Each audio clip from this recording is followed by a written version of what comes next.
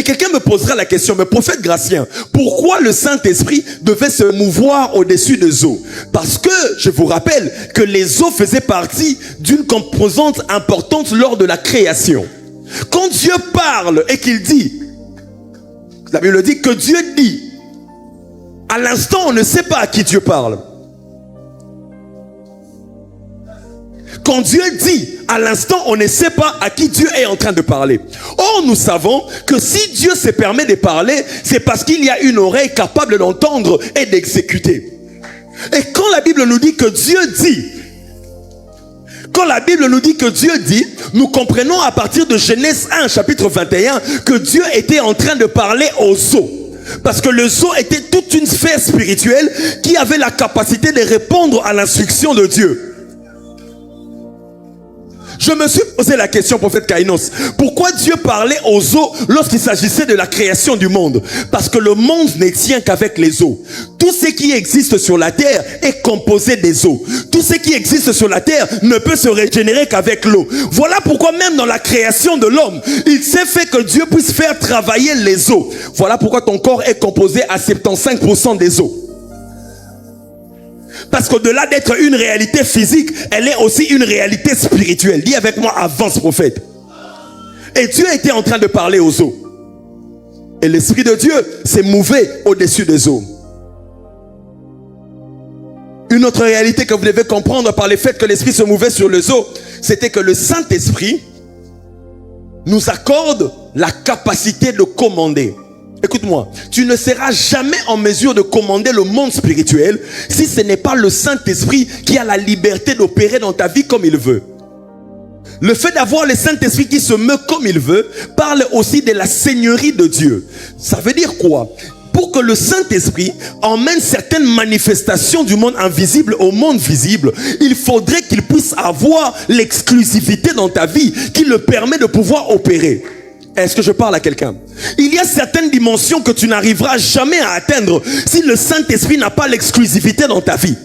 Il doit être en mesure d'opérer librement. Il doit être en mesure de faire des choses librement. Voilà pourquoi la Bible dit, il s'est mouvé au-dessus des eaux. Quelqu'un me suit? Est-ce que quelqu'un me suit? La troisième vérité que j'aimerais que tu saches avec cette portion d'écriture, c'est que le Saint-Esprit qui nous accorde la capacité de commander les mondes spirituels avait la capacité d'opérer à son propre aise. Dis avec moi, avance prophète. Hier, je nous ai parlé de la légitimité du monde spirituel. Mais j'aimerais que tu comprennes ceci.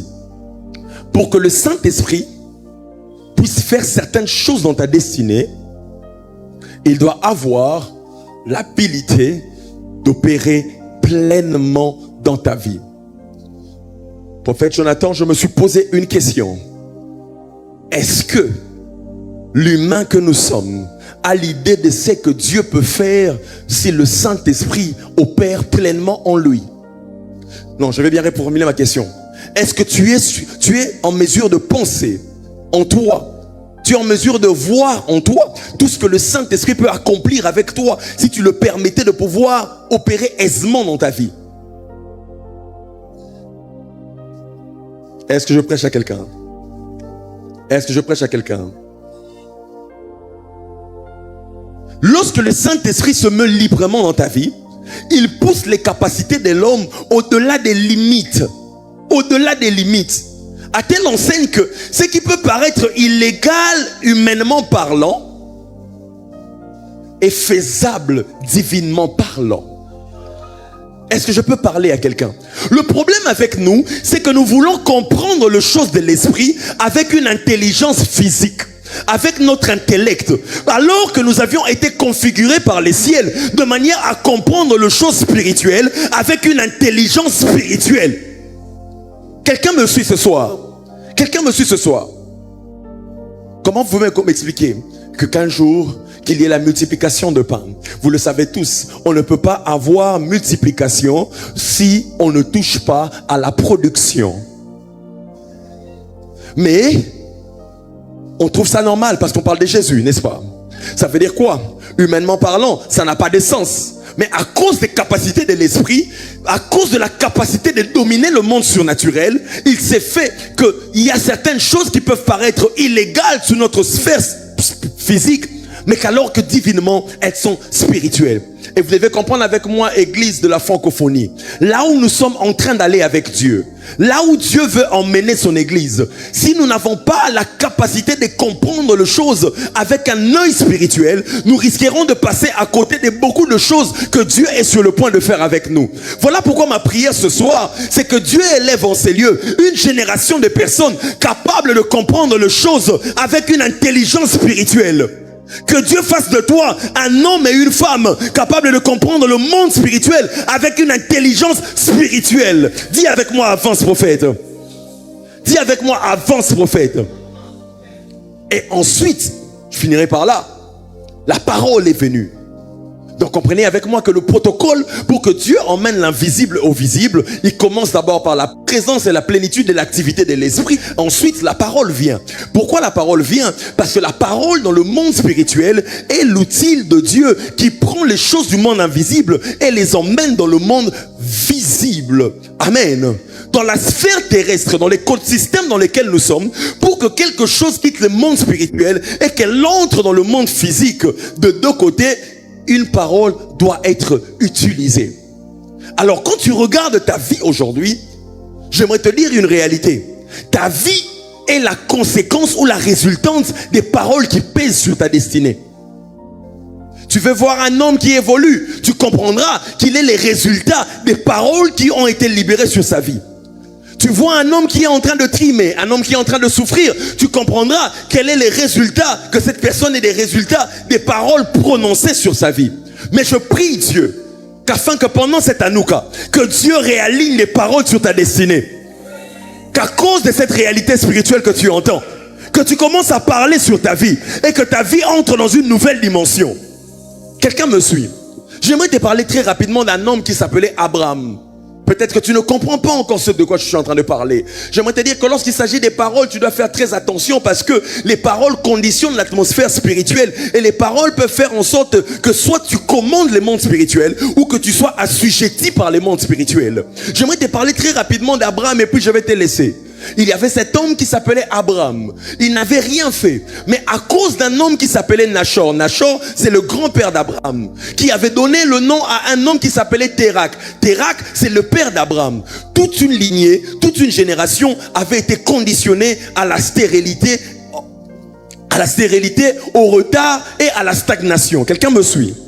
Quelqu'un me suit? Parce que rappelez-vous, dans les anciens temps, lorsqu'on donnait le nom à une personne, le nom était une prophétie sur sa vie. Et généralement, au nom qu'on donnait à la personne, il y avait une parole qui était libérée. Quelqu'un me dit, mais prophète, de quoi tu parles? Vous vous rappellerez de Rachel. Rachel sur le point de mourir, en train de donner naissance à un enfant. À cause de la douleur qu'elle avait, elle se décide de donner le nom à l'enfant. L'enfant s'appellerait Ben-Oni, à cause de la douleur qu'elle avait. Et elle dit, il est enfant de ma douleur. Et cet enfant était conditionné à la douleur. Cet enfant était conditionné à la souffrance à cause du nom qu'il portait, à cause de la parole qui avait été libérée. Heureusement pour lui, Jacob qui était un homme spirituel, Jacob qui avait vécu les changements de nom de la part de Dieu. Parce que Jacob a vu, Jacob s'est rappelé qu'un jour moi aussi j'avais un nom qui me conditionnait à la souffrance. Un jour moi aussi j'avais un nom qui me conditionnait aux pleurs. Je ne peux pas permettre à ce que mon enfant puisse porter le nom de Benoni. De la même manière que Dieu m'avait changé de nom, je me lève pour changer le nom de mon enfant. Il ne s'appellera plus Benoni, mais il s'appellera Benjamin, qui veut dire la droite de Dieu, la force, afin que cette parole qui a été libérée ne puisse pas l'ensevelir. Est-ce que je parle à quelqu'un? Mais regarde ce qui se passe dans la vie d'Abraham. Abraham porte un nom, mais ce nom conditionne son avenir à cause des paroles qui ont été libérées à vivre une certaine sorte de douleur, une certaine forme de souffrance. Dis avec moi, avance prophète, je vais te bénir.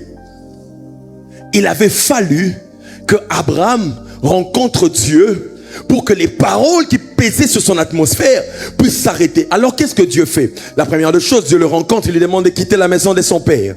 Mais la deuxième des choses, c'est que quand vous lisez la Bible, je vais très rapidement, Abraham rencontre un homme qui s'appelle Melchisedec. Comprenez avec moi que quand Abraham rencontre Melchisédek, Abraham a déjà en lui la dimension royale et il a déjà en lui la dimension prophétique. Mais pour être en mesure d'annuler les paroles qui pesaient sur lui, quand Abraham rencontre Melchisédek, Melchisédek lui fait entrer dans une alliance qui lui permet d'accéder à une dimension sacerdotale. Parce que lorsqu'il y a des paroles qui sont dégagées sur ton atmosphère, lorsqu'il y a des paroles qui sont dégagées sur ta vie, pour arriver à les changer, il ne suffit pas seulement de parler français, il ne suffit pas seulement de prier en anglais, mais il faut accéder à une dimension de la prêtrise. Et la prêtrise, c'est la connaissance et l'application des lois du monde spirituel. Voilà pourquoi Job, dans le livre de Job, il est écrit: connais-tu les lois du ciel? Parce que celui qui connaît les lois du ciel a la capacité de changer les lois de la terre. Celui qui maîtrise les lois du ciel a la capacité de renverser les autels des familles. Je prie dans le nom de Jésus-Christ que Dieu t'accorde la connaissance des lois spirituelles qui t'emmèneront à renverser les tables du monde des ténèbres. Je prie Dieu afin qu'à Hanouka, que Dieu te révèle les connaissances qu'il faut, les lois qu'il faut pour que tu brises ce que le diable avait établi dans ta vie. Dis avec moi, avance prophète. Il y avait un autre homme, il s'appelait Bartimée. Lui aussi avait un nom qui le soumettait à une certaine chose. La Bible dit qu'il était aveugle né de naissance. Mais en son temps, lorsqu'on voyait quelqu'un qui était aveugle né de naissance, on supposait que cette personne était aveugle à cause des péchés de ses parents. Ça veut dire que quand on voyait Bartimée, on supposait qu'il était en train de subir les choses qu'avaient fait ses parents. Mais ce que j'aime avec Bartimée, c'est que Bartimée connaissait une loi spirituelle. Connais-tu la loi du ciel?